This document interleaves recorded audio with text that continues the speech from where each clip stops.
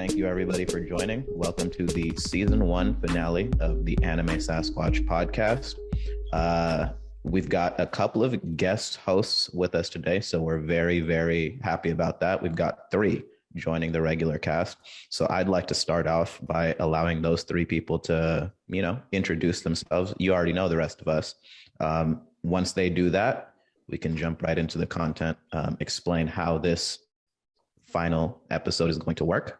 And then we'll jump into what you guys are actually here for, the discussion. So why don't we start with Tayana's boyfriend, the one who we have previously discussed, may or may not have been afraid to join us.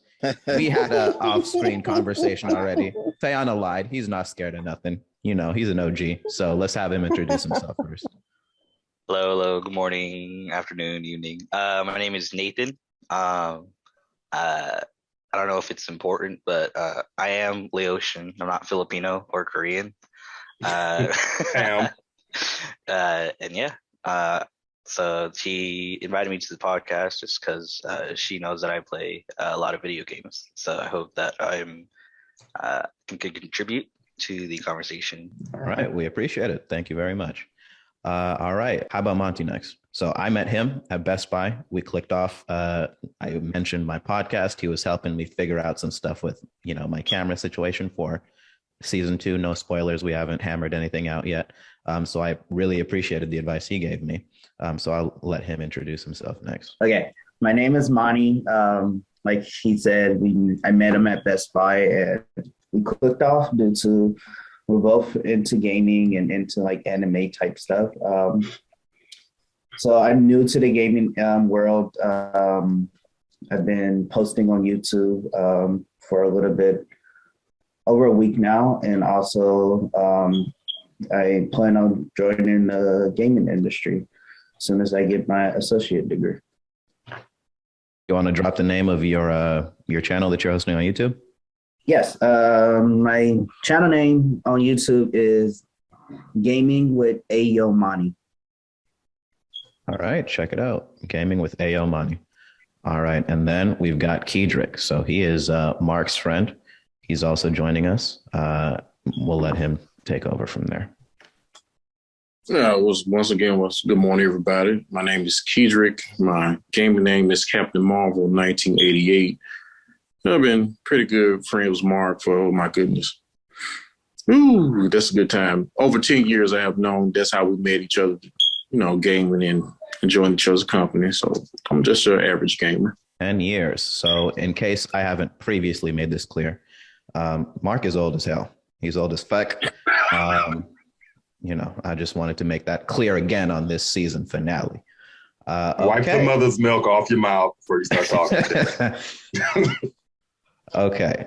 That aside, so, let's get into it. So what we are going to be talking about today is a topic that I think all of us on the main cast have definitely been looking forward to rather, because it's one of those topics where we're not quite sure, where it falls. We're going to be talking about gaming, a couple of different facets of that. We're going to be talking about, are gamers considered blurs first and foremost? And then as we get deeper into the conversation, we'll delve a little bit onto various topics, console wars, for example, types of games that make you more or less of a blurred, stuff like that. So why don't we get right into it? Does being a gamer make you a blurred? I personally happen to think yes, but it depends on the genre of the game that you are playing. That's where I stand on it. So for example, I'm not a super big gamer myself. I've only played a handful of games in my life. The game that I've stuck with the longest is a game called Wizard 101. I don't know if anybody on the cast right now is familiar with that game, or I'm sure there's going to be people in the audience who are familiar with it. It's a dope game. Check it out if you're interested.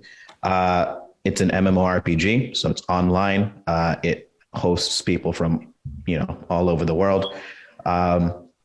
And I think that because it has to do with like fantasy elements, magic elements, stuff like that, and because it's so not super popular in the, mainstream of pop culture, I think that a game like that does make you a blurred. Whereas if you're talking about games like 2K, we'll get more into that later. We're talking about games like GTA. I personally don't necessarily think that does make you a blurred because it's popular. It's common. Everybody knows about that. But anyway, that's just my 2 cents. Who wants to take it from there? All right, I'll hop in there. I think you're right. There's certain genres of gaming that, like those sports guys, the jocks, the 2Ks, the Maddens.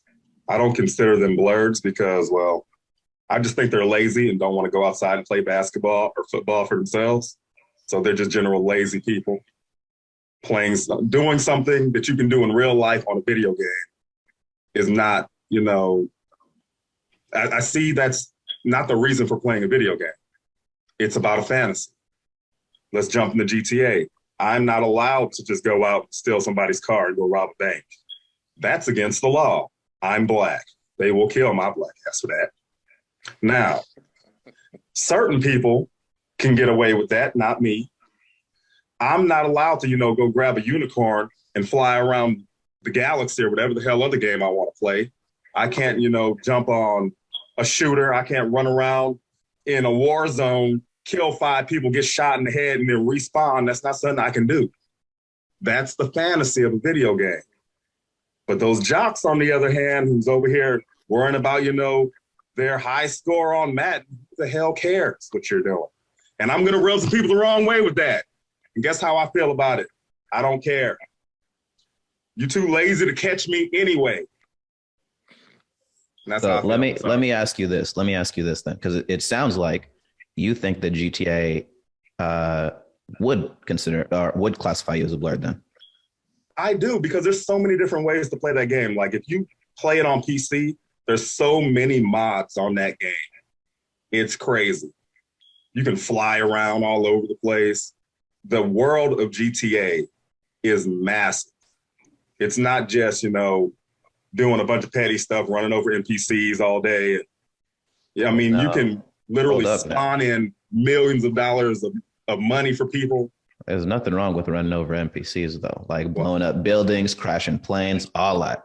I was all into all that. I misspoke. You're absolutely right. There's nothing wrong with it. And sometimes that's the reason I get on. It's therapeutic. Yeah.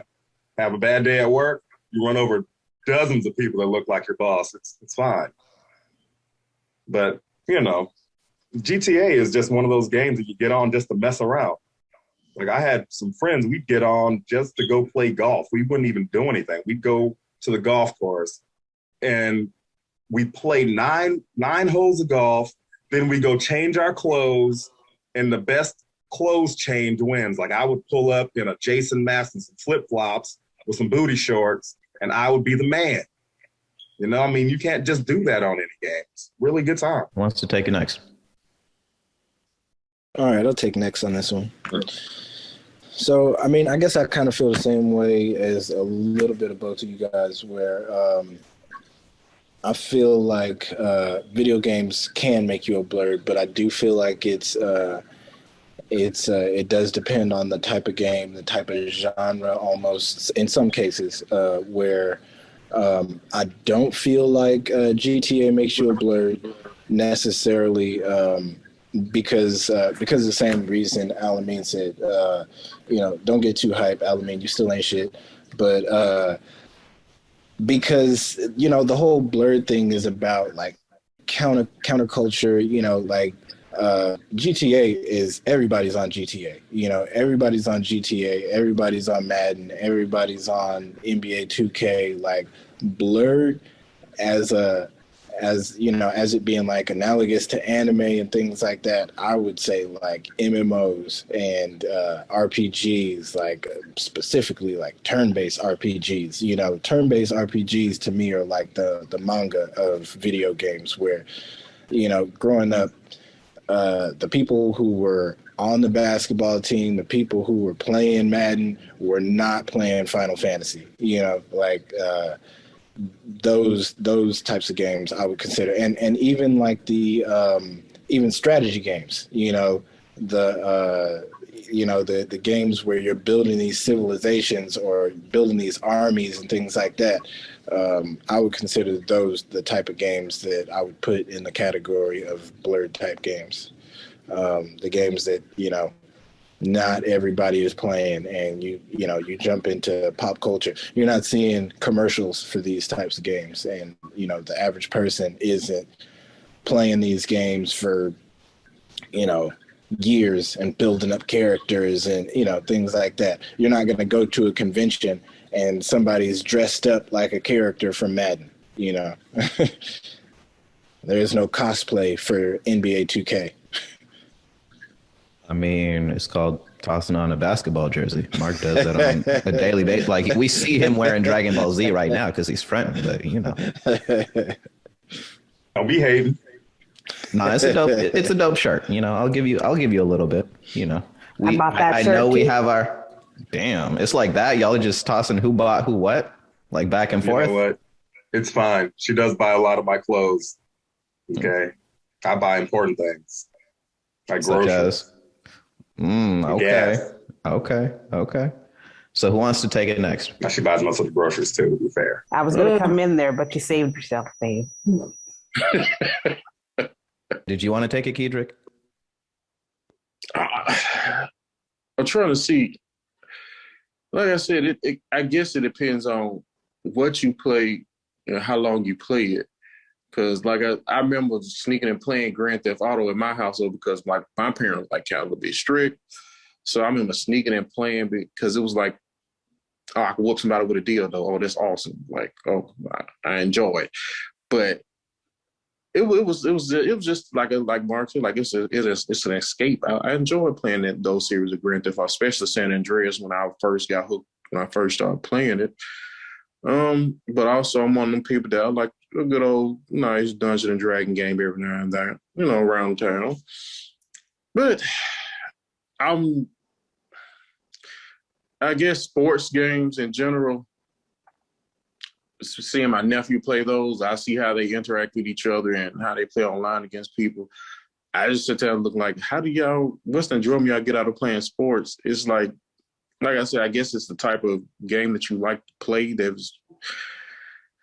For me, I like to shoot them up, the Call of Duties and the, Dungeons and Dragon type things. And I may every now and then I may play a horror game, but I play with my eyes closed.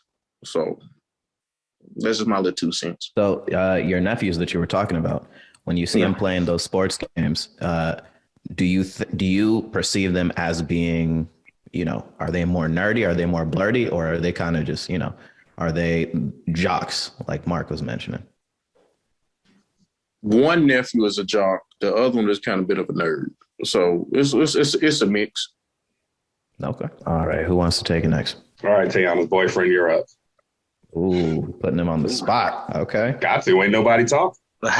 Okay. No, well, it's just it is for blurred, so I didn't want to sound like I was like, oh yeah, you're a blurred. I can't really tell someone that they're part of the blurrdom or not. Well, you can do it from the nerd perspective too. From the nerd perspective, I do think that sports games, to an extent, you can consider yourself a nerd if you kind of are super studious about it. Like it's for example, like if you're the kind of player that like studies like frame data, and this is the most efficient shot, or that these are the correct sequences to get over to the other side of the court, to lay up or something. I think it just depends on how much study you put into it. I think that goes for any game, but generally, like the nerdy things were like fantasy stuff. Being as like they tried to make it more nerdy by having like 2K, for example, you can have your own player. It's essentially like an avatar of the person that you want to be, or the person that you want to portray yourself as. So I do think that's always been an interesting concept for 2K, for stuff like even for Madden, but definitely like I said, for sports games, it's really tough. It's not like a nerd thing to play a sport game. It is a nerd thing to play something like a RPG or a JRPG or an MMO. So yeah, I think for sports games, it's definitely the extent on which you like study it. But other than that, it's kind of tough to determine if you're a nerd or not about it, because it is a casual game that you can play at a party. But so is Smash Brothers, right? But then there are people out there that study like frame data and stuff for each possible matchup and stuff. So I think it just depends on how much thought you put into it. Okay, I definitely vibe with that. I think Tayana, I'm kind of mad at you for hiding this guy because he's dope. Okay, don't run away anymore. Stay with us. I don't want to be replaced. You're gonna choose me over. you're 100% correct about that. Yeah. Yeah. Oh, you know what? Actually, so here's what's going to determine if we replace you or not. Okay. Do his feet swing in the chair too? No, he's taller than me. Oh, okay. Well, we can't replace you. Well, no, hold up. There's an important question that needs to be asked. Do you leave the microwave open when you walk away? Mm. I did that one time. Mm. If you don't do that, then your resume is it's looking really shiny. Invite him to his house because I left the microwave open one time. All it takes is one. Thank you. Okay. Your microphone is really low, Tam. Oh, I have like these Apple AirPod. No, not AirPod. The earbuds in. I can take them out though. I don't know. Oh, Apple. Okay. Pause, Mr. Android. You went wrong as soon as you did that.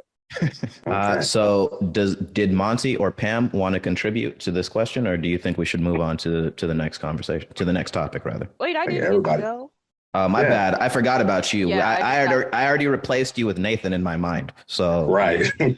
Quick question though. Let's just off topic. Quick question. Does Sims count as like nerdy or blurred? Yes. I think so. Yeah. Yeah. I mean, because But- all that is just your avatar walking around doing random shit. Pretty much. It's depending on how you use it, though. Like me, I play Sims, but I use it for more of like building, which I would consider myself like a building blurred because I like to just play a lot of building games. But like I said, it's depending on how you use it. to jump off of that, honestly, I think too, the reason I would consider it, and I guess this kind of acts as a counterpoint to my whole not considering GTA as nerdy or blurry. A lot of games you can do simulated life in. You can do Sims in GTA. You can do Sims in Wizard 101. I mean, anything that allows you to do something outside of the main storyline could be considered like a sim game. So, I mean, I know it kind of goes against what I said earlier, but I don't think necessarily the Sims game alone necessarily should be the benchmark for displaying Sims make you a blurred or a nerd. I think if you're doing simulated life in any game that you play, that means that you're taking the game so seriously that you're willing to devote hours and hours and hours to improving whatever aspect it is that you're simulating. Like what is that game called? Minecraft, right? That's another sim game too, right? So Yeah. My kids love that stupid game. I'm not trying to go back to 8-bit of that. That is just terrible. I grew up with that. I better see Mario run through or something. Bro, I understand that. I spent, oh my goodness, on 360 with Minecraft. I used to fall asleep building, just dead sleep in the middle of the turn. Like, I was about that life with Minecraft. That was my game right there back in the day. And you're still my friend. Look at that. See, I forgive.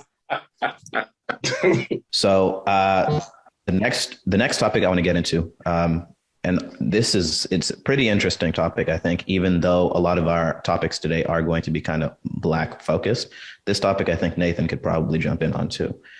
What are the stereotypes that you think are associated with Black gamers, Black characters? So I'm doing a little bit of ad-libbing there. I know that's not something we previously discussed, but those two, what are the stereotypes that you think are associated with those? And do you think that in the period of time you've been gaming, there's been changes to those stereotypes. Let's have either Tayana, Pam, or Monty weigh in on those first, because they didn't really get a chance to. I feel like yes, there's still stereotypes for gamer birds.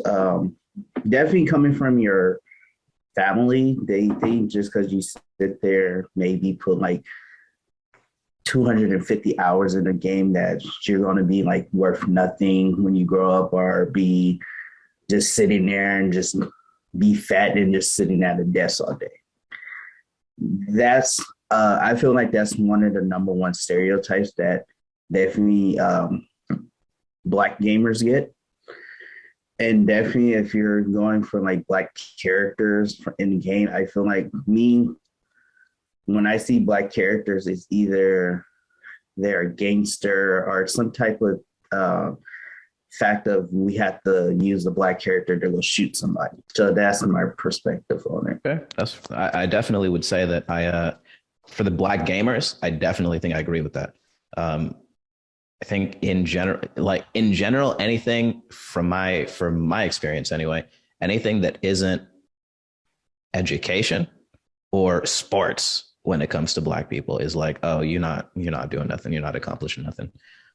So I definitely see where you're coming from with that. And then the name of this game has already been dropped, San Andreas. Like, I respect that game. That game is dope, but that game is the like apex of Black stereotypes in a game. Yeah. That said, it's still dope, so. Yeah, I mean, it's a great game, but like I said, the character, it's a Black gangster. So it's just. And then too, I'm curious because there's only been San Andreas is the only GTA that I ever played like all the way through. Mm-hmm. Are any of the other GTAs like Black focused? Well, no. Not really. GTA 5, it does have a Black main character because you can play as 3 different characters in GTA 5, but it's not really, I wouldn't say it's Black focused though. I think Franklin is the main character out of the 3 though, because the last mission, it's a choice for him to betray the 2 other guys or betray no one. That is true, yes. So he's the main character, quote unquote. But he is one of 3. Yeah. But once again, he's also, just like in San Andreas, he's the gangster, he's the car thief, he's the drug dealer, he's all of those negative things. I mean, my dude's not working in a boardroom somewhere. No. Like, they're not giving him. I mean, it is what it is, I guess, unfortunately. I mean, that is true. Like, if you play the first mission in GTA 5, they're stealing cars right away. They're supposed to be jobs. Yeah. I guess it's supposed to be like a repo job, but they're basically stealing it. Mm-hmm. What about Pam and Tayana? You got any input? I agree with what Monty said, like the same thing. The only time, but at the same time, you have to look at it as, one, there's not a lot of Black people in video games to begin with, so there's not like a lot of representation. So the shit that they do put them in is just GTA 5. You see hella Black people, and then like the 2Ks or whatever the 2K is for the NFL and the NBA, you see them in that, but if you're not going to put them in any other games, how is there supposed to not be stereotypes? Because, I mean, you don't see it just now, to be honest. The only diversity I see in video games is they start putting a lot of women in main character roles, but that's white women. That's not Black women, really, to be honest. So, I mean, if you put more Black people in games, then maybe you see less stereotypes, to be honest. But besides that, they're not in anything else, and they're always doing some negative ass shit, which GTA is fun. It's a game, and NBA, I don't really like sports, but yeah. What about Pam? Watching Mark play, I can't really say that I know a lot of Black characters, but I do know Left 4 Dead, which I believe you played with him, Cap. There's Coach, and then there's I forgot the Black lady's name. Rochelle. Rochelle. Okay, there's Coach and Rochelle, and they're 2 main characters, and so they're helping Three other people, right? Try to escape. Yeah, it was two other people. Yeah. Yeah. And then in what's that game? Gears of War. There's a black guy. What's his name? A cold train, baby. Yeah. Yeah. There's him. So I'm sorry, I couldn't resist. there are some examples where they're not gangsters, where they're actually contributing to the bottom line or the goal of the game, which is to escape. One, the zombie apocalypse, and the other one is to kill those things. The horde and all that good stuff. Yeah. And then there's specific games like you could play Black Panther in his own video game.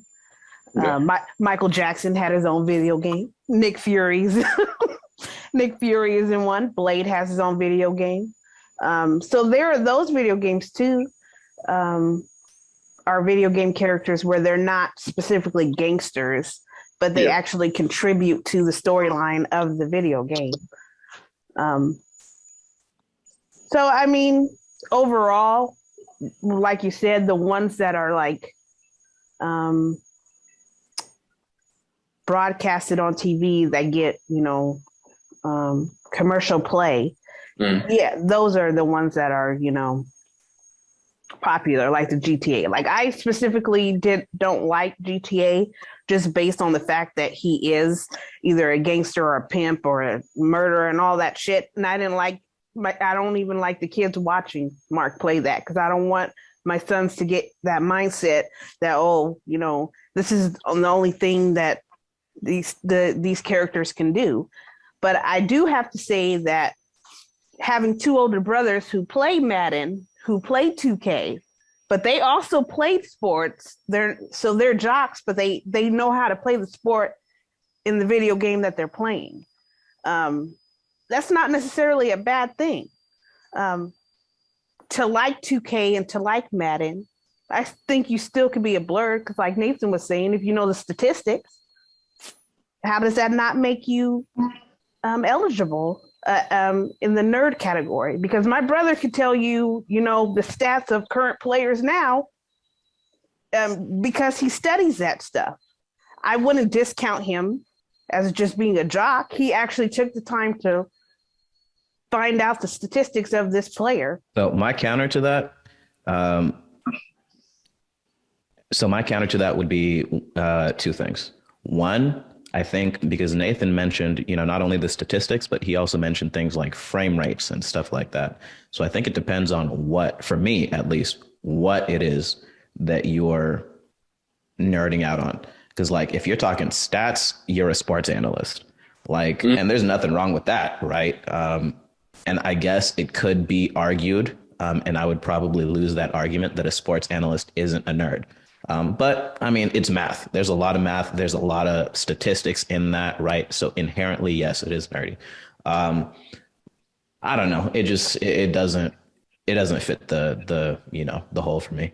But at the same time, if somebody, like Pam, like Nathan made that argument, I wouldn't go out of my way to argue against it necessarily either. Now, when you're talking frame rates and stuff like that, I'm like, dang, you really doing the most. Like by default, like I'm gonna have to give you that. Like you're looking at each individual pixel and shit. Like my dude, okay, you're taking this nerd thing to a whole new level. So that's just me though. And you're still losing. How is that any different from compiling the statistics of it? For example, Mark's favorite football player, Bo Jackson. You compile the statistics of this man. That doesn't make you a nerd, or not just him specifically, but you're like, oh, Bo Jackson ran 95. I don't know football stats, but what I'm saying? Feel it. No, I get what you're saying. And so what I'm saying is that if somebody made that argument to me, I would not, unlike the whole, Neji versus Sakura thing, I wouldn't go out of my way to argue it. But at the same time, for me, that's just sports analysis. There's literally a whole job. There's a whole industry separate from, gaming, separate from, you know, everything else that is typically associated with nerdiness for that. So, I mean, that's a type of work. Like if you're interested in that, you could literally turn that into a career for yourself. So for me, that's the disconnect. Whereas, and I mean, yes, if you're doing frame by frame analysis and stuff like that too, yes, there, you know, you could turn that into a career for yourself as well. But for it fits cleaner for me, because that's more mathematical for me than the sports analysis is. So I can wrap my mind easier around something like frame analysis, pixel analysis as a nerd than statistical sports analysis. So for me, when I was hearing you guys talk about that, and when I was hearing Nathan talk about it, I had kind of brought that up on a previous episode where I was saying there's sort of a difference between nerding out on a pop culture subject and a difference between being a nerd within a nerdy subject. And I feel like that's sort of the difference, like the double, you know, the double impact of you being within a nerdy genre and then going a step further and being and nerding out within it, as opposed to sports being pop culture and then you nerding out within a pop culture. You see what I'm saying? You know, because you can kind of nerd out about anything. You can take something that's really popular and go the extra step and kind of nerd out about it. But that doesn't make it nerdy. That just makes you making nerdy behavior about something that's pop culture, you know? And as far as the whole Black culture thing within gaming, I do feel like as far as gamers, it generally is, when I hear about Black dudes, it's always Madden. You know, you ain't gonna see me on the Madden now. You ain't gonna see me on the 2K. You know, that's what it always is. I feel like everybody, GTA kind of transcends race, but Madden and 2K, everybody's on that. And I do want to give an honorable mention because I think Pam brought up a bunch of good examples when it came to Black Panther, when it came to Michael Jackson and all of that. However, I do want to make a distinction that those were Black representation, with the exception of Michael Jackson, but those were the representation of characters, you know. But the game Watch Dogs 2, that was the representation of a type of person, not exactly like a Marvel character or like, you know what I mean? And the character in Watch Dogs 2, he was a nerd. You know what I mean? He was a blurred. And like that kind of showed the world that we can create an entire video game around a type of person that doesn't actually exist in like a movie, or, you know what I mean? We're not basing this off of anything except what actually could be, what actually could exist in the real world, you know. Like it's like, you know, any other kind of Tom Clancy game or something like that, where you know, you watch video games growing up and you're like, oh man, these other guys could be anything. And it's like, yeah, Black dudes can be hackers too, you know, in the Bay Area, you know, because that whole game exists in Oakland and in San Francisco. And you're like, yeah, Black dudes hack things too. Like, we are blurs and we have entire universes where we can be the hero and we can do things like that too. So I love the fact that game was it was an entire celebration of blerdom. That's a valid point. I love that. I can't believe I forgot about that game. You're right. And the third installment of that even took it further, how they brought in everybody. Like, it's not just, you know, a Black guy. It's a grandma. It's you know, everybody, that anybody can be, you know, a hacker. It's really nice. No, and the fact that they brought it to the Bay Area, and if you guys haven't played Watch Dogs 2 and you haven't been to the Bay Area, it's very accurate. Like if you YouTube it, they show videos of the actual areas and the Bay Area, and it kind of brings it home to where, like, you know, if you're from Oakland if you're from San Francisco, you don't have to be the stereotype black dude. You can be a blurred, and that's cool. Okay. Let's jump into the console wars aspect of things. Now, because I am not as big of a gamer as, like Mark, Cap, Adam, and Monty and Nathan, I'm gonna stay out of this like flame show. I'm gonna let you guys have at it. That's fine. Let's begin. When we start talking about, sweaters and shit, you can hop back in. Okay. So, okay. I'll remember that and I'll come for you. Okay. Don't worry. I'm here. I'm going to let y'all go. I'm going to jump in at the end. I'm going to let y'all go. I got my drink. Oh, sorry. Okay. My fault. Okay. You can start, Nathan. Let's have you start with it. Right now, we're doing a mini console wars with you major gamers. So, and defend your position. Oh, what's the better console? Exactly. Is that excluding PC or? Nope. PC is part of it too. Oh yeah, no, PC is the best one. Nothing excluded. Nintendo, all of that. Are we talking handhelds also? And if we're talking handhelds, are we talking, We can. You just got to defend your point. It's definitely PC. You don't have to pay for an online service. So, and there's always deals on Steam, which is like the Nintendo eShop of like PC pretty much, or the PlayStation Store. And the graphics are always high quality, and depending on the equipment that you buy, it's always it's just always nice. It's like you're playing a movie all the time. Monty, you want to say something? The thing is, I can't. Even though I have a PlayStation 5 now, I think this console war is just totally just dumb to me. Definitely for a person who had a Nintendo Switch, a Nintendo DS, an Xbox, a PlayStation. I feel like even though I never really played a PC game, I feel like they all do the same thing, just in their own different way. So, and to me, they mainly have all the same games. Xbox have their exclusive games. PlayStation have their exclusive game.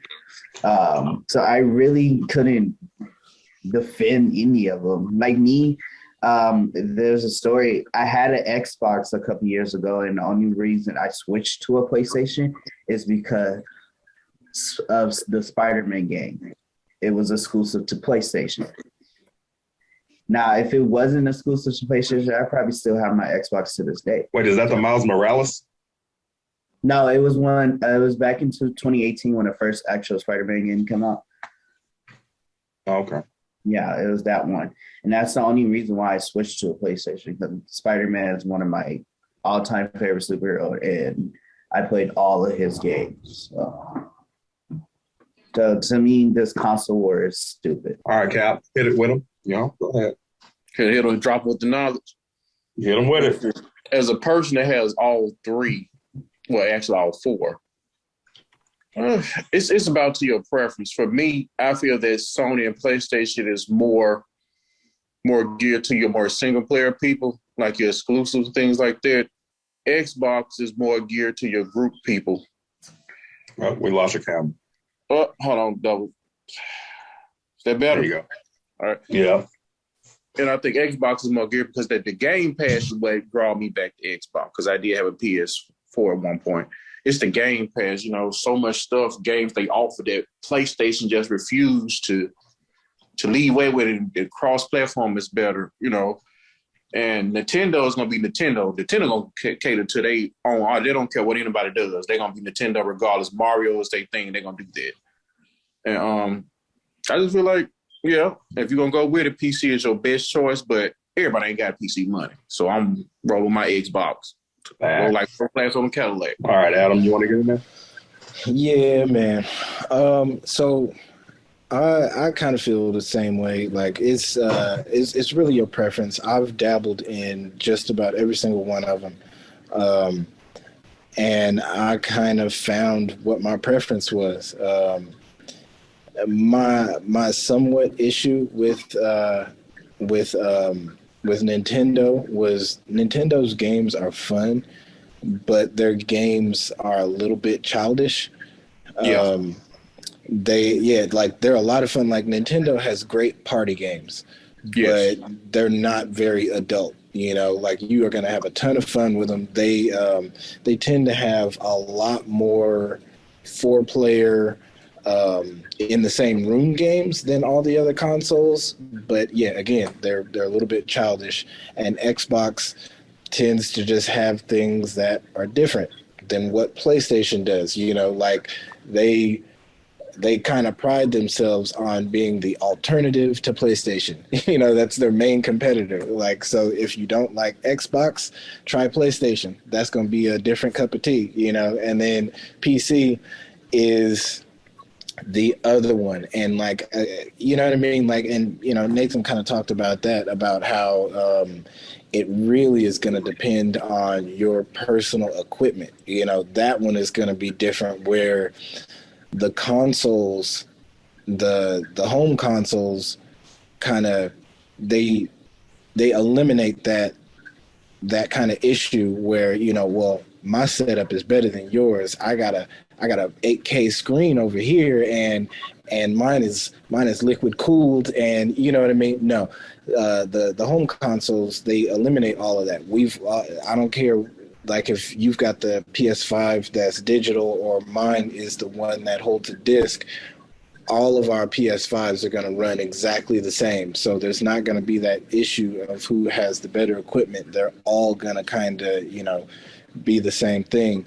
But when it all came down to it, I dabbled in a little bit of all of them, and I am very familiar with PlayStation. And that's just what I play best on. When a video game comes out, and I'm playing it, and this is triangle, this is X, this is circle, I am the most familiar with that controller, and I don't have to think about that one. I know PlayStation better than anything else, and PC can become a little too complicated learning all of it and setting up buttons, and I don't know, it's too much. Like I'm just the most familiar with PlayStation. So to each their own. I'm not going to say one is better than the other, but I choose PlayStation. All right, let me hop in. I'm going to say about 73% of all gamers are on PC, 10% on Xbox, 10% on PlayStation, 6% on Nintendo, 1% is a mobile game, right? It comes down to your preference, like you were saying, Adam.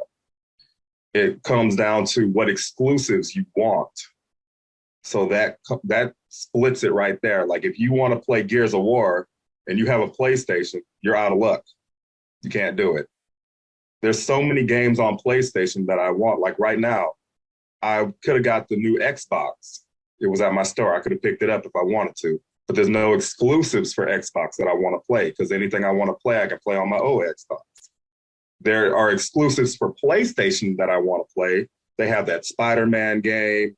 They got, The Last of Us, phenomenal game. I want to get on that. I can't play that on my Xbox. So there's reasons why you play each console. When it comes down to the community, I think the community is better on Xbox than PlayStation. PlayStation, they seem a little stingy. Xbox let you share your games with your friends. So I can buy a game and my boy Wes can play it because we share a profile, right? Xbox or PlayStation's like, no shot. You're gonna buy that game twice. So I think they kind of stingy for that. But there's so many different things. Like he was saying that you can get games on Steam on sale, but how long until those games go on sale? How old are they when they actually go on sale on Steam? Because you can buy a game at GameStop used way before that shit go on sale on Steam. So I'm just saying, not that I actually buy digital or physical copies. I don't know the last physical copy I even bought. Sorry about that, GameStop, but I feel like I'm putting them out of business personally. But there's so many reasons to buy each console. Like, I don't know the last time I got, I was sweating playing a video game. But back when I had that Nintendo and I was bowling in the living room with the kids, I was sweating like a mug. I was sweating my ass off in the living room. That was fun. We all hung around the same TV, you know, doing things. Yes, did I break my wife's computer playing, you know, bowling? Yeah, I did. My bad. It shouldn't have been there. You got to watch that backswing is a mug. You got to move it. Anyway, but that's how I feel about it. I'm like, I honestly think that it goes to your particular preference. And more so than that, it goes to what your friends have. Like I met Cap when he was on Xbox. That's when I met him. He hopped over to PlayStation for I don't even know how long, like a year, maybe 2 years. Didn't hear from Cap. Thought Cap had died. Cap came back. I was like, well, holy, the resurgence of Cap back on Xbox. It was a holy time for all. We had a great time. We're playing again. I have friends right now that are on PlayStation that I do not have contact with because they're on PlayStation. PlayStation doesn't do cross console on everything. So it's more difficult to talk to them. I don't know, like it feels like if you really want to be a gamer, you have to own everything. But then that goes back to who has money to own everything. I have to work. I got babies. I'm a grown ass man. I don't have time to have all these consoles floating around. Oh, okay, you know what? Let me get off my soapbox. That's all for me for now. I'm just gonna let it go. The soapbox that your wife bought. Exactly. You know, it came with T-shirts. So it sounds based off of what everybody said, but especially what Mark said there at the end, that the and I don't know if you guys watch South Park at all, but that whole like special that they did, that 3-episode special with like the console wars that they did, it sounds like that's basically how it is. Because Mark mentioned that, you know, if your friends don't share the same console as you, you have no communication with those friends.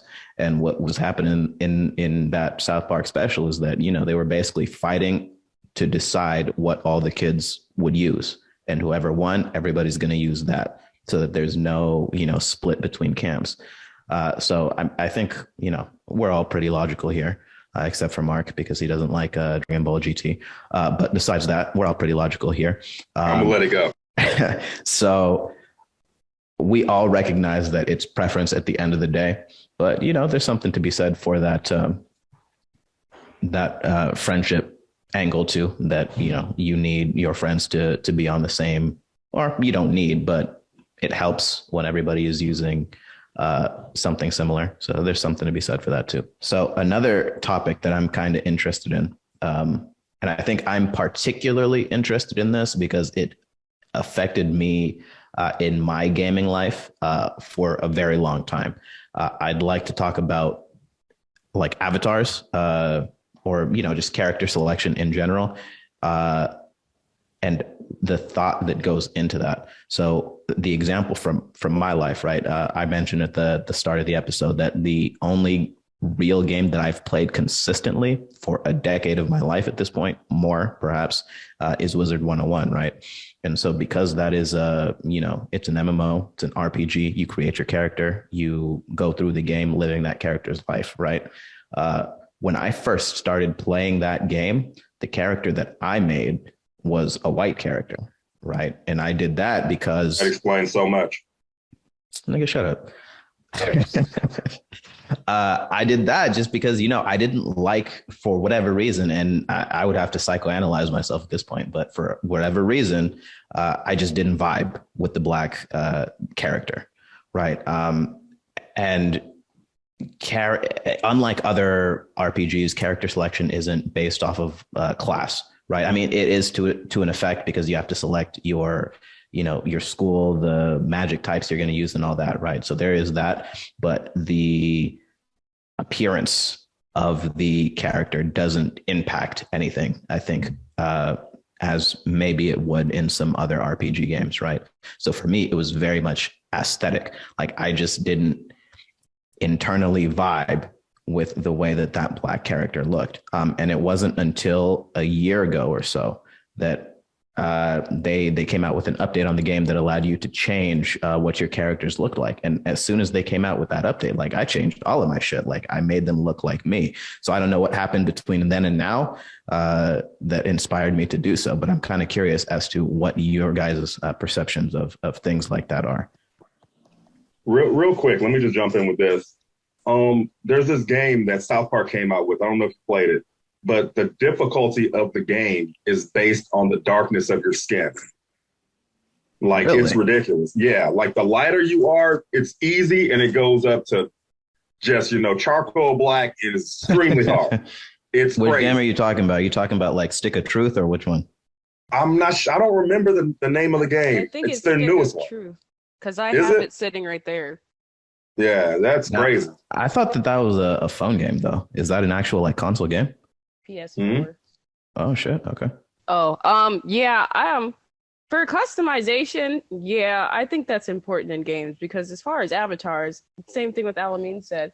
If the shit looks ugly, you're not gonna want to put that on there. So say even like representation, because like before it would be like, oh, you can only have white. You can have paper white, cream, and then a little bit of tan. They just now started giving you customizations because I had the Pokemon Diamond game when it first came out, like the very first one, like mid 2000s, and like you could only be a white girl. And then my boyfriend bought, well, Nathan, he's not on here. He bought the updated one that now you can actually change the skin tone. That just now became a thing. Like before, I just had to be white. And then even the Wizard 101, because I used to play when I was like 12 or 13 or whatever. The black it was looking pretty ashy. So, I mean, it didn't look very attractive. I wouldn't want to be ashy as black person. So, of course, I'm going to be like, I can be ashy or I can be the white girl. People just now started thinking like, oh, maybe I want to be what the hell I look like in real life. What's another example I was trying to think of? Customizations is important, but Nathan was playing that. Is it Outer Worlds? I think you can make your own penis on there. I mean, not that you need that, but you can. I'm sorry. put that on there too. What? What can you make on there? Right. Everybody's reaction was like, "Yo, what are you?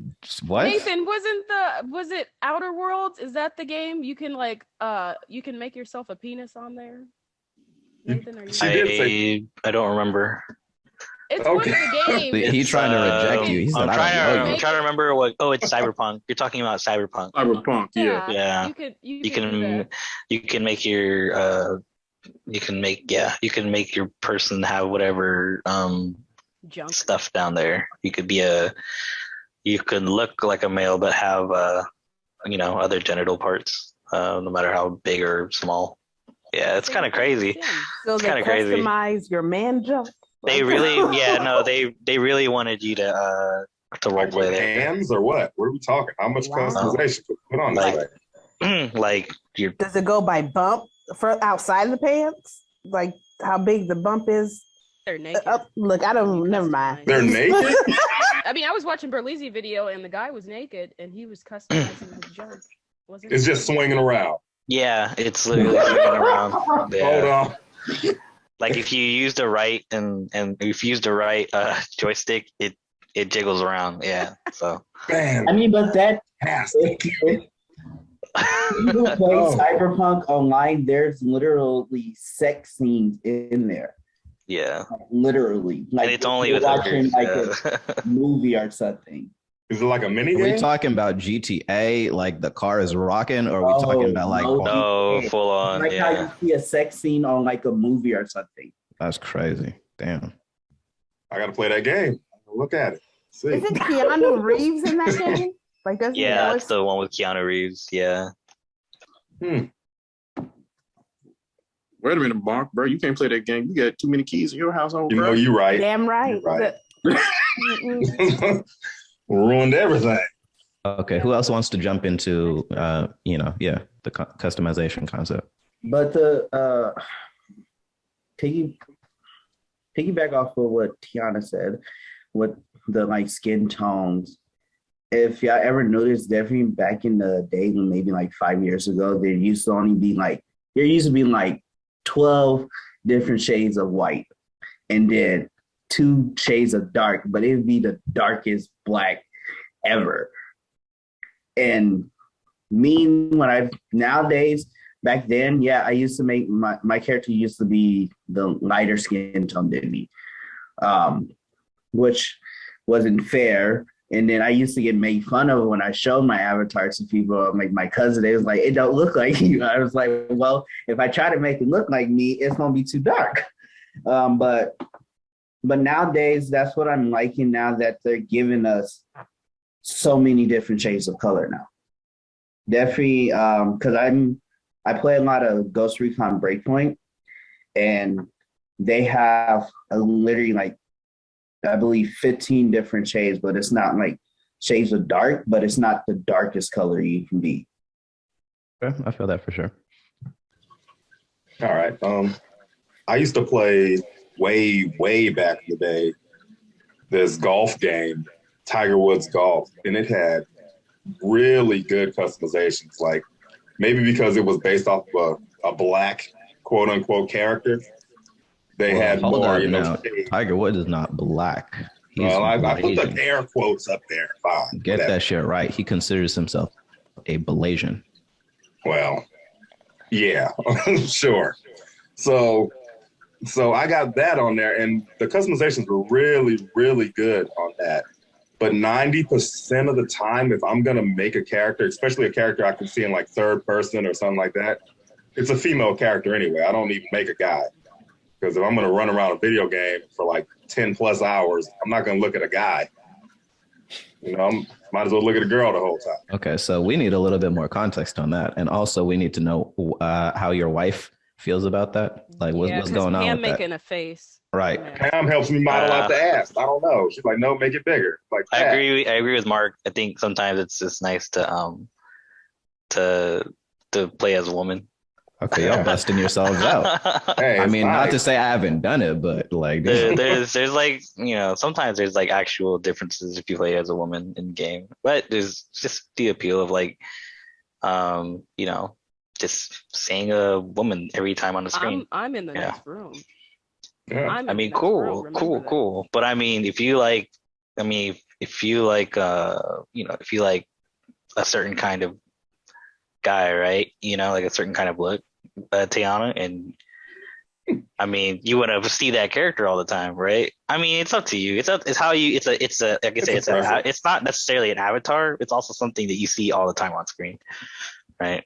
But to add on to like character customization, right? Like, I think when it comes to like just for black characters, like and black customization, like I think nowadays like they're getting the skin tones correct, right? Or at least they're trying, but the hair options are not there for you guys. Every time I like when I play Skyrim, right? I want to make an avatar. Like I want to try out, you know, making The Rock or Mike Tyson's game, and all he does is just, you know, punch people in the game, right? Like they only have like so many different hairstyles in that game. I'm like, okay, well, I don't think, you know, there's a lot of options here. It's just bald or, you know, dreadlocks or something. Dreadlocks, bald, afro, or yeah. cornrows. All right. That's it. Or like weirdly enough, like it's just a fade, just a random fade. It's like, okay, where's the rest of this? Adam over there laughing because he's like, shit, I ain't got no problems. Whatever. Hey, y'all some haters. I'm good. Nah, so hold on, but I want to look this up just so I know when the Wii was released. So back in the day, my nephew he was creating a Mii for the Wii, and he was born in 2006. So I'm looking at this now. The Wii was released in 2012. So he was approximately 6 years old or a little bit older, because it may not have been exactly that year. But he's playing the game, and this just kind of made me have a moment where I had to think about where my motives were coming from. And he's playing, and he made a Mii, and his Mii was white.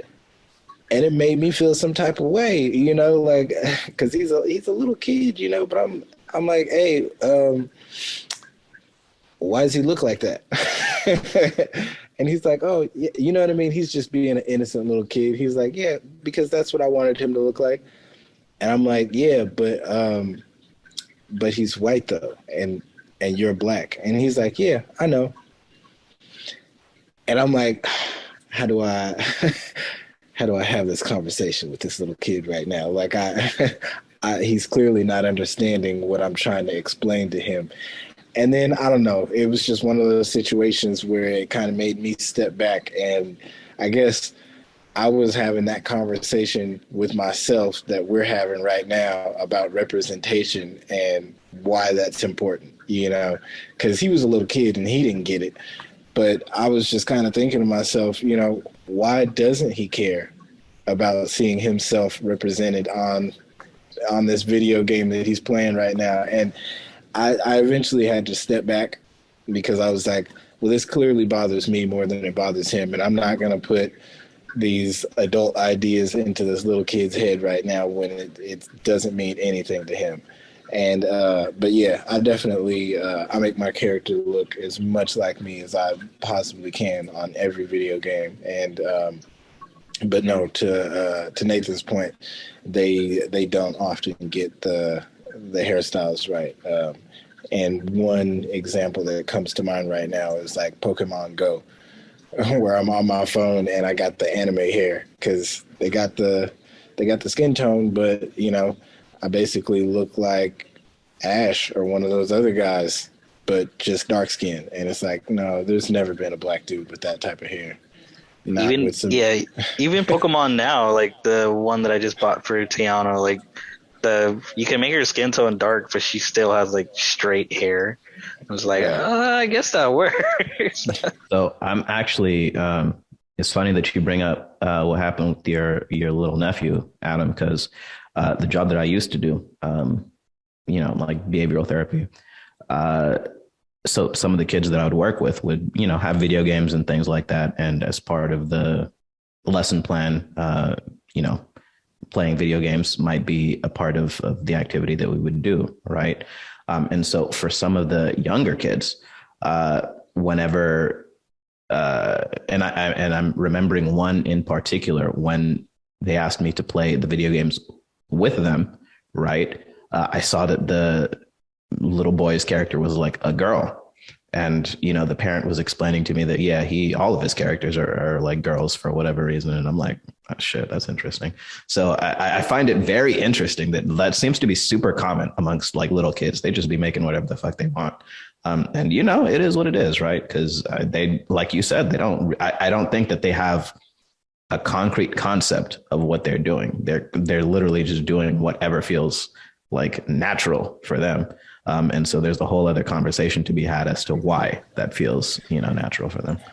Right. And I think I came to that realization, like the whole, you know, hey, you're African American and being who you are is important. And I'm like, wait a second. He's a little kid. He's just being himself right now. I think I'm doing too much right now. I think it's more of they're doing it for what's fun to them, not necessarily it's the character is not necessarily a representation of themselves. It's something they built and they want it to look as fun as possible because our sons play Roblox and Minecraft and Do y'all hear that? it's Pam's been perpetually like boiling tea for like an hour. Right. Yeah. it's the fish tank. You want me to unplug it and let the fish die? Yes. Okay. I mean, I'm sorry. That's all I can do. But yeah, so our sons play Roblox and Minecraft, and their characters don't look nothing like them like they would. But we had a Wii, and Mark's character looked dead on him because there was a black guy with glasses who looked just like him, right? So, Who made my character? I made your character, and it looked just like him. All I had to do was give him a fade and some glasses. Bam, there's Mark. And even his Xbox character looks just like him. But when our kids made their Wiis, they were totally different. One was dark, one was light, one was purple. It didn't make a difference. They were just having fun with the the customization of making the character. So I think as children grow up and come to realize who they are in terms of ethnicity and culture, then their representation of the characters they make if they play video games changes. Because like my daughter's, she plays and her character looks like an anime character, and she looks like a Japanese chick. But clearly we're not Japanese. But I didn't say anything to her because that's what she wanted to make. So it's all good. Let the children be children. Okay. So another thing that I'd like to talk about. What is the appeal? And I know that we're on a gaming episode right now, so I feel like this is the appropriate episode to touch on this. And maybe Monty can, give us some insight. What is the appeal of watching other people play games on like streaming their gameplay? Like I've never understood it. Like I do it. I don't watch them play. I think I watch them review certain aspects of the game. But for people who full on watch people like play the game through and through, like a full playthrough, like that's an actual classification of streaming that some people do. Like, what is the appeal of that? Well, first, I feel like it's dependent on who you watch. My favorite gamer is a black gamer named Jazzy Guns, but it's more than just watching her play the game. It's what she do. She makes it enjoyable. She makes it like she's actually inside the game, and it's like she's playing along with it. Definitely when she does like multiplayer games with her crew, it's just like a dead fun ass time. So I feel like that's the reason why I watch, because it's not just to watch people play games, because I can do that myself. It's just that what they do, how they talk when they play in the game. Are they just being boring, or are they making it fun where their audience can see it's kind of like a TV show? Okay, that makes a lot of sense. Yeah. I think I got so stuck up on you're watching somebody do what you otherwise could be like, a lot like the sports gaming, right? Yeah. I think I got so stuck on that aspect of it that I was just kind of like, yeah, I mean, there's people who play games that just sit there. We're just staring at their face, and it's like, are you going to say something, or are we just watching you play a game? Because I might as well go to GameStop and buy the same game and play it myself and just sit there. But like I said, Jazzy Guns, she just makes it fun, like she's living the game life. Definitely when she's playing like scary games, like that would be the most funniest reaction. Like what kind of games does she play? She played when she played with her crew, she played like Dead by Daylight. She plays Among Us, and then when she likes doing like just games, one player games, she plays like storytelling games, which she does like in episodes. She plays all different types of games. That's why I really like watching her, because she don't just stick to one genre. Like this channels that just play Fortnite. It'd be like 300 videos of Fortnite or 300 videos of NBA. Nobody wants to see NBA 300 times. Yeah, don't change. It's the same thing. Yeah. So it's just depending on who you watch and who catches your attention. So I watch like more YouTube. I don't really mess with the Twitch that much. Like I'll try to watch people on Twitch and I'll get bored immediately and turn it off and go do my own thing. But like YouTube, it's like the highlights of their entire, Twitch stream or something like that. So it's, I don't know, maybe it's, all those hours just squeezed into a small little time frame of hilarious and funny. Yeah. But I watch mostly just because these people are better at the game than I am.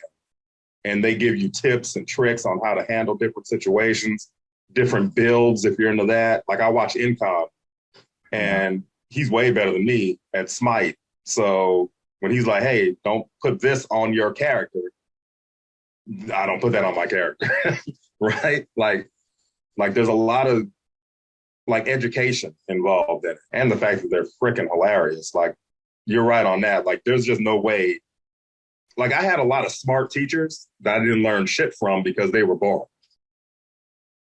I had a lot of funny teachers that I didn't learn shit from. But still. Just sound like you didn't learn, which we already knew. But Hey, you know that for the new cast Pam is the members, smart you don't one know in nothing. this relationship. We all know that. Same thing, because like, well, I've seen Jazzy Guns, but I like to watch Berleezy, but sometimes, like, I play games casually, okay? Some of the shit I just can't do, like Resident Evil Biohazard. I like the game. At a certain point, I'm like, nope, I can't do this anymore because I'm afraid, I'm scared, okay? But I like to watch because I'm lazy. Sometimes I don't want to play shit. I just want to watch someone else have fun and react to certain things in the game, and I can see the whole thing. And then I don't even have to pay for the shit. But I watch Berleezy because he plays a lot of decision-based games. So if you're looking for someone to watch for that type of a thing specifically on YouTube, I would suggest Berleezy. Jazzy Guns is good too. I get to watch him react to shit. Like he played Walking Dead, and it's decision-based, so you get to see him react to the shit, and it's pretty funny. I mean, it's kind of like watching TV low-key, but like you get to see what the fuck happened in the game without you having to actually do any work, you know? It's fun, and it's good. And you watch Berleezy, Al, I mean, so. See, I have. I didn't watch any of his gaming content, though. Like, YouTube literally, the fucking algorithm and shit. I'm saying that, but YouTube algorithm, we're going to put these videos on YouTube eventually. Be nice to us. Anyway, I watched his, what did he call it? Like the Conspiracy Revealed or whatever the fuck he called them, where he would take like a certain show and then, he would just break down all of the potential bullshit that might have been going on between the scenes. So Berleezy in general is funny. I think he's part of like the Long Beach Griffey crew or something, like Caleb City, all that. I think they're all friends. So in general, all of them are, most of them are pretty funny. But I didn't watch any of his gaming content, which is, I'm not really a gamer like that. So it's to be expected, I think. We're all adults here. So I would akin watching somebody play video to the same as watching Hank. That's what we call our porn. You can do it, but you watch it anyways, right? So if they watch a video game, it'll be the same thing. In my mind, it's equated to if you watch porn, it's no different than somebody watching somebody else play a video game on YouTube. Even though they could play a video game themselves, they enjoy watching the other person play the video game. So there's no reason to discriminate or hate on the person watching the YouTube. So Pam, I gotta know, is it like you guys are keeping octopuses or some shit in your house? Because we can still hear that whistle. Like, what the fuck kind of fish do you guys have? I don't know what the hell that is. I left that living room entirely. I'm in. It's your mic. Unplug the mic. Okay, I'll unplug the mic. Let's see. Okay. Well, while Pam figures out how to keep her and Mark's octopus from escaping, don't talk about Chester. I'm gonna move on to the next topic, unless somebody else wanted to jump in on the previous one. Sure. I have Okay, yeah, go for it. Two things. Thank God that they did not have streaming services like they did now, because when we used to play Left 4 Dead, I was feeling like a little bitch. Mark can tell you this, jumping out my bed. I'm like, thank God we never did that on YouTube. Yeah, thank you. And second, sometimes I just watch different streamers like C-Rex and the 3 Idiots, the DBZ and all that. It's hilarious because I work very long hours sometimes, and sometimes it helps pass the time when I'm at work. So that's just my 2 cents. I enjoy watching other gamers. On that note, I'm always interested in accepting like horror challenges, emotion challenges. So y'all have been talking about like these scary games. So I'm gonna need you guys to name drop a few so I can play them and see if y'all are making shit up or if it's like actually scary. I have one. Nathan, what was that game you made me play? You said you give me $50 if I could get through an hour. It's like over. No, it's called Outlast. Outlast is pretty. Yeah. That's You made her play that? I had her try it out. She couldn't. It was a She good can game. get through it. I couldn't Y'all are hyping it up. That game is Black. tough. I don't like to be chased. I'm black, okay? I feel some type of way. I jumped out of the chair. No. Yeah, no. I can't even sit and watch somebody play it. Oh, I watched the whole thing. Berlizzi had the whole video. That shit was scary. But I mean, Yeah. once you get through it, you're like, okay, there's a new level of terror that I can conquer now. It's just one of those things. Like it started off as like, oh, let's see how this game plays, right? And then you'll look up like, oh, Outlast walkthrough or something, and then Belize will show up, right? Or another popular content creator shows up, and you're like, okay, I'll just check out, this guy's video and see how it goes. And then their personality just shines with you. You're like, oh, okay, I guess I can watch this person. And then from there on, you kind of just keep watching. I think that's how it came about when you start watching people play games. You're not necessarily watching it for the game, but now you're just watching it because that person is a great entertainer while also playing the game. So is that a VR game? Outlast? No, it's a first person horror game where you just so you enter an asylum as an investigative reporter. Oh, I'm already out. Never mind. Right. The funny thing What's the is, console? What's the console? It's Xbox and I think PlayStation 2. It's on everything pretty Yeah. much. Yeah. But the funny thing is when you play as, it's not like you can fight back. You're literally just running for your life. Yeah. All you have is a video camera, and then the funny thing is that you have to, throughout your time in the asylum, you have to find batteries to keep your video camera charged. So it's just a scary game. Yeah. Something I would never play myself. You can hide. That's the only thing you can do. You can run and you can hide. The You sound can't do shit else. design in that game is crazy good. You can't fight back. Even then, like the content of it is super scary.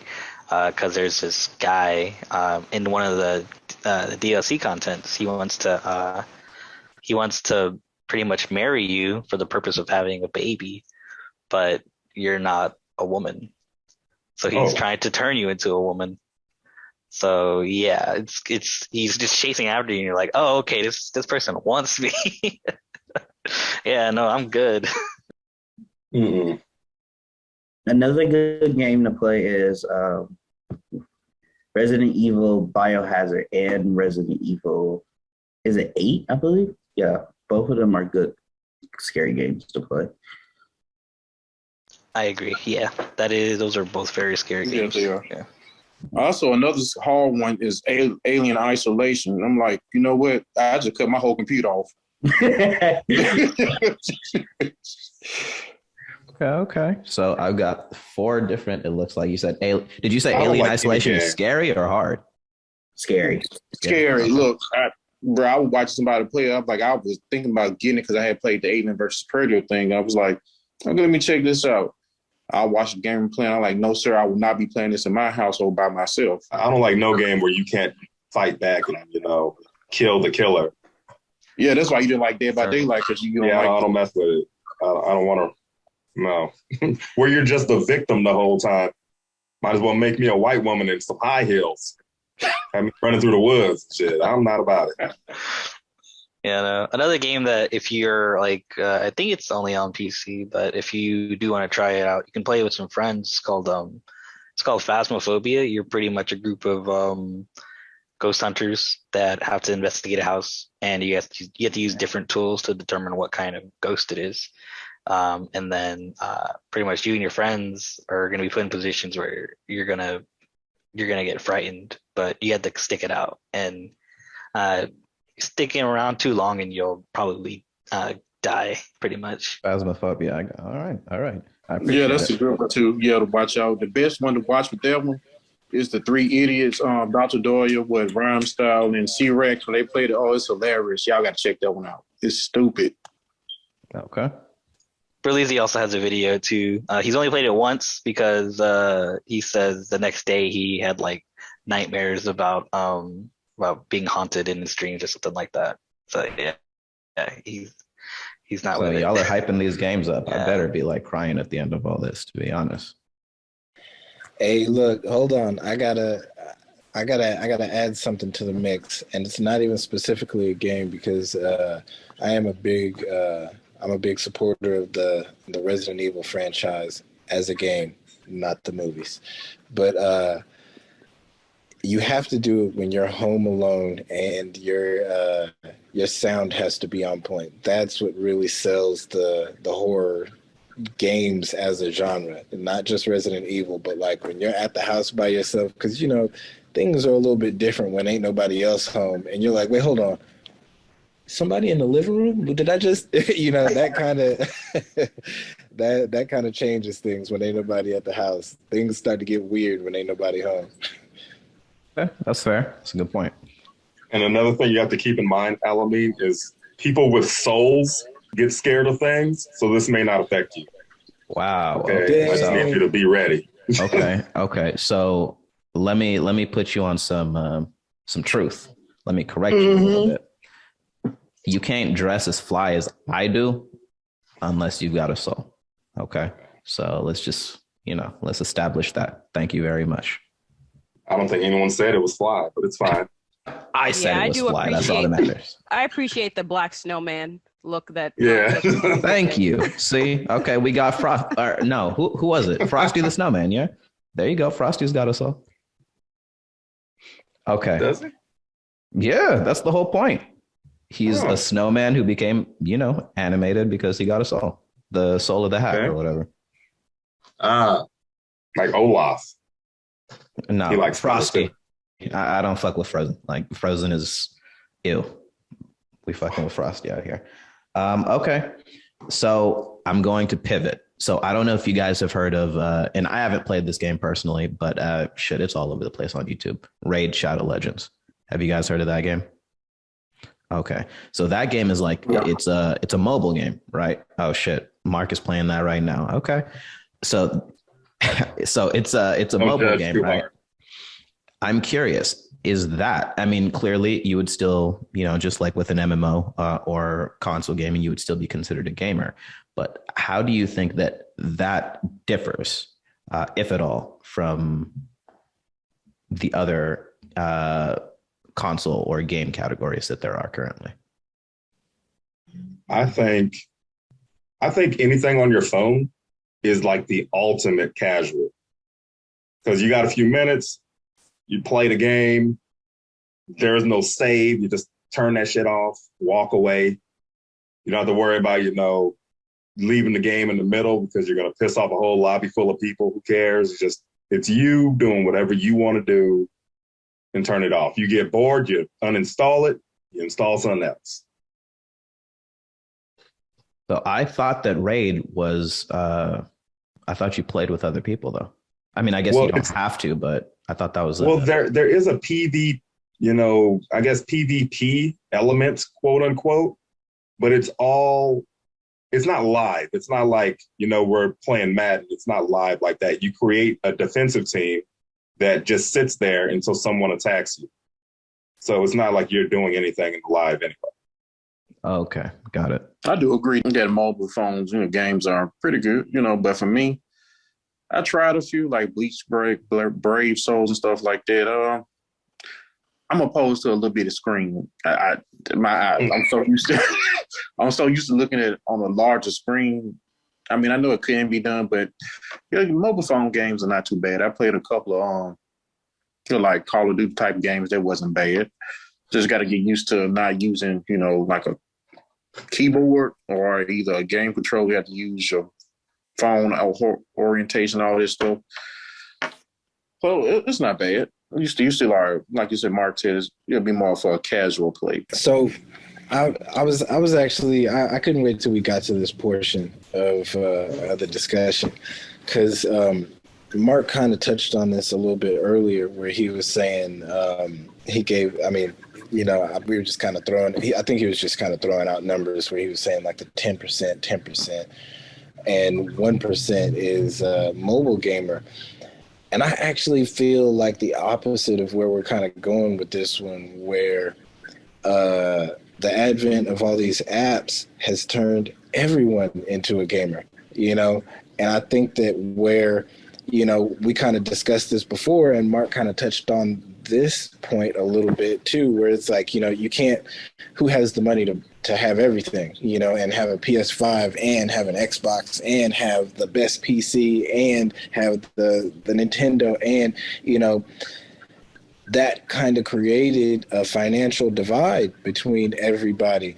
But everyone does have a phone, and I guarantee you, just about everyone does have some game on there. And while it would probably be a different argument to call everyone that has a game a gamer, you know, everyone's playing games and they weren't before, you know. So I think that it did kind of bring access to games for people who were not playing them before. You know, your mom's playing games, you know, your grandma's playing games, you know, your teacher is playing games, and they didn't have a console. They were not playing PC games. They weren't doing none of that stuff before. And now everybody is. And not only that, you know, think about, you know, now I'm talking to some of the old heads here because, you know, Alameen was born the day that PS4 came out. He a young buck. But think about how difficult it was to game online back in the day and how simple it is now. You know, you just pick up your phone. All of us right now can play a game together if we want to. You know, online gaming used to be a chore. It used to be something extremely difficult. And now that we all have cell phones, it's extremely easy. You know, we could all link up on a game right now. So I think that it probably is a little oversimplistic for me to say that everyone who plays a game is a gamer. But I do think that in a way, you know, everyone's on games, and we owe that to cell phones. You know, it's kind of like a precursor to everyone being a gamer in a way. And some of the games, I would say, that are on cell phones, I would say, are gamers. And I don't think that, you know, a save point would be the qualifier to saying that a game makes someone a gamer, because even console games, you know, every scene you walk into, there's an autosave. So, you know, I know people who put tons of hours into their cell phone games, you know, and have characters and have lives in their cell phone games and things like that. So, you know, I think that's, I think it's opened things up a lot. Kind of jumping off of that then, because this was another question that I was going to ask. So when we're talking about those cell phone games, is it the amount of hours that you put? Because I think something that cell phone games do differently that maybe some of the games on other consoles don't necessarily do. Just about every cell phone game is going to be nerdy, if that makes sense, right? Most of them are going to be some type of fantasy. They're going to be some type of, you know, some type of unrealistic, to the point where there isn't really that jock gamer argument that we had on some of the other consoles, right? So at that point, what do you think is the qualifier for being a blurred or a nerd? Is it the hours you put into it? Is it still the genre of the game? I think that it is a little bit of both, a little bit of the genre and a little bit of the hours that you put in, because there still is mainstream games, you know, Angry Birds, you know, I think we can safely say that that's mainstream, you know, and I think that there are MMOs that not everybody is playing. There are, you know, strategy games that not everybody's playing. And I think what really sets cell phone games apart than all the other platforms that we talked about today is, for the most part, most cell phone games are free. You can pay if you want to, but most of them are free. The paid stuff is extra. So it's available to everyone. I don't know if I agree with that. Like, freemium is a thing. Like, I mean, yes, it is free, but when you actually jump into that shit, like the way that they manipulate psychology to get people, like 5 minutes into that game, you're spending money. I mean, and maybe that's part of the conversation. Like Raid Shadow Legends, for instance, like you brought that up. That game throws so many ads at you the second you open it. It's crazy. There's like 5 ads that pop up right when the game starts. And then you'll do a mission, you'll go back to the main menu, 5 more ads will pop up. It's constant bombardment of buy this, buy this, buy this. Hey, by the way, did you see that this is for sale? It's crazy. And just like you were saying, like, yes, everything is free. You can play the game for free, but you feel like you're falling so far behind if you don't buy something. Sure. Like that's exactly what it is. And I guess that is, it's to recoup the money that they put into development and, all that shit. Same with any other game, but it's definitely more prevalent with phone games, mobile games in general. Okay. So another aspect of the question, right? Since we're dealing with different types of gaming, right? Are things like Dungeons and Dragons, board games, or live action role playing, LARPing. I just learned that term recently. Are those also included in this same gaming sphere, or is it something different? No, it's included. Those are the quintessential nerd blurred games. Because right now, my console, what I think I have Neverwinter. I got Dragon Dogma, Dark Arisen, and I got, what is the other one? It's something else, but I need to finish it. Dragon Age, Inquisition, I need to finish those. So yeah, those are your quintessential nerd dungeon type games, and I love them.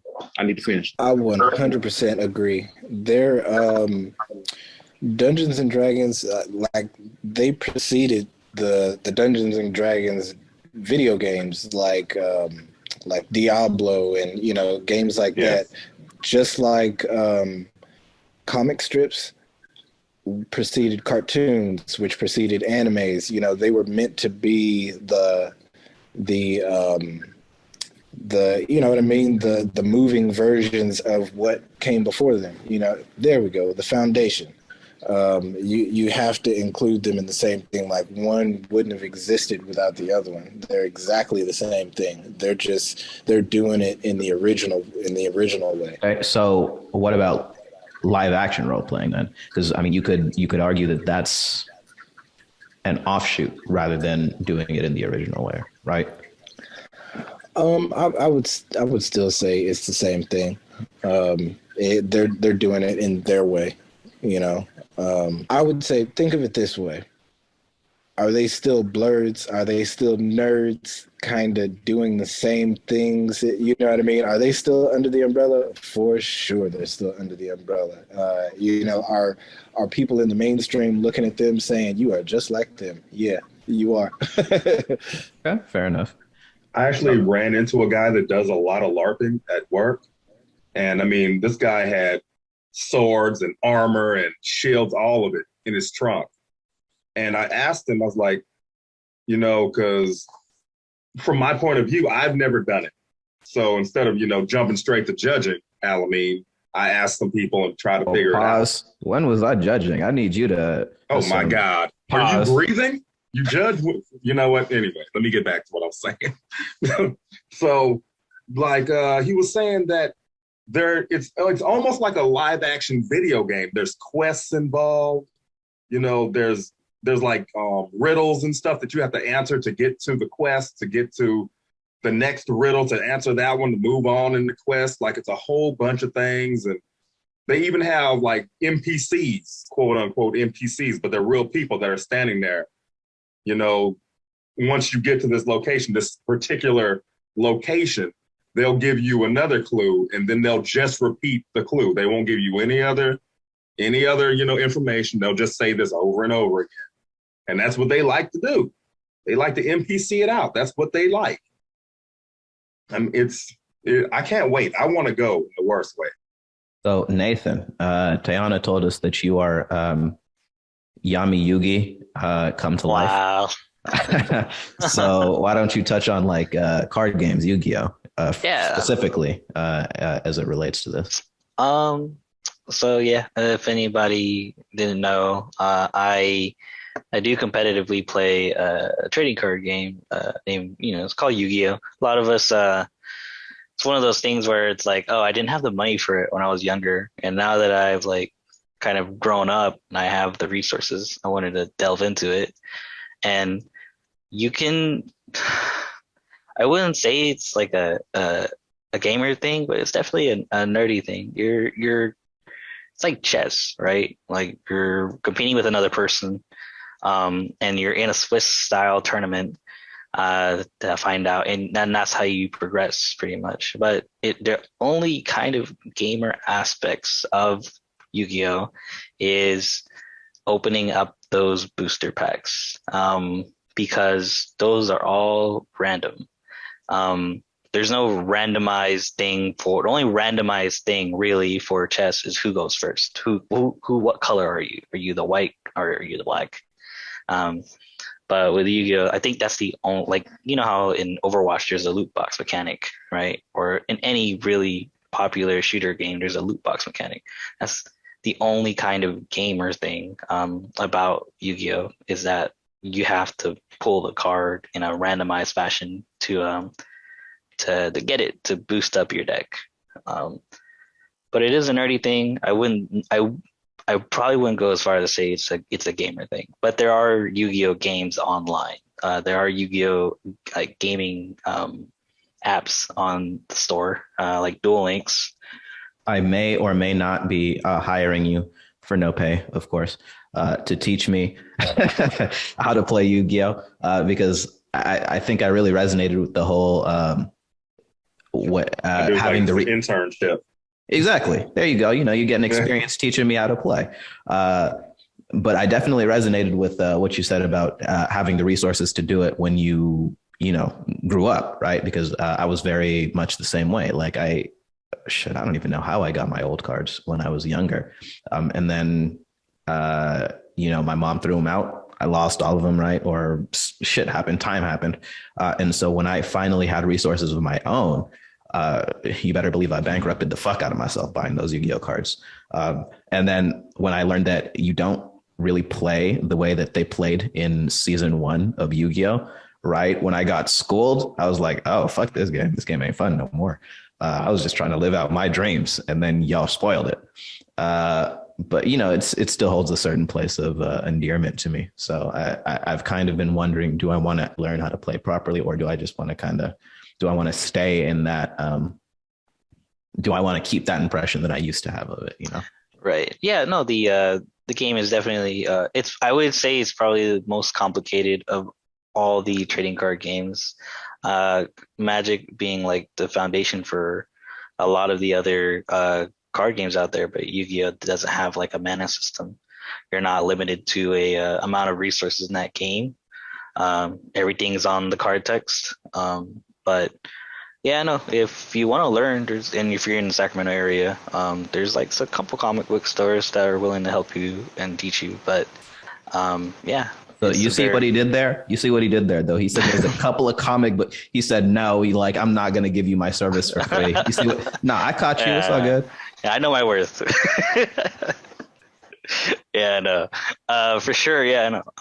It's like I said, it's a very intimidating game because there's a lot of things that people need to catch up on. But yeah, just like everything, everything's intimidating at first once you try to learn something, and then once you get over the hurdle, it's kind of easy going. Okay, so I think that just about covers. Wow. Okay, so you ain't shit at him. I think that just about covers everything. Honestly, this was an excellent season finale, in my opinion. Did we have any closing points that anybody wanted to make? Oh yeah. I promised Pam that I would say this.